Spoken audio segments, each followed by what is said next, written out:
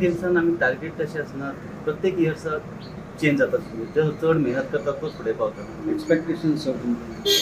Expectation तर आमची trophy हाडपाची आसा, आमकां हॅट्रिक करपाचें आसा. जरी ट्रॉफी येत जाल्यार आमची कंटिन्युअसली 3 वर्सां थर्ड ट्रॉफी येतली. सो आमी हे फावटी सकाळी सांज अशें 2दा कॅम्प घेतला, भुरग्यांक त्या भशेन तयार केला. 4 to 5 hours in a day practice केला भुरग्यांनी. इवन गणेश चतुर्थीच्या हॉलिडेन सुद्दां भुरग्यांनी वर्कआउट केला. फुडें डिपेंड सिच्युएशन काय वेदर बी ते कसलें ते पळोवचें पडटा. वचना फुडें भुरगीं सीक पडोंक जायना.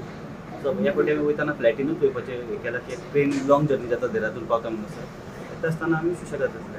It's very good. They supporting us. They ready. They know everything. They have experience of the national championship.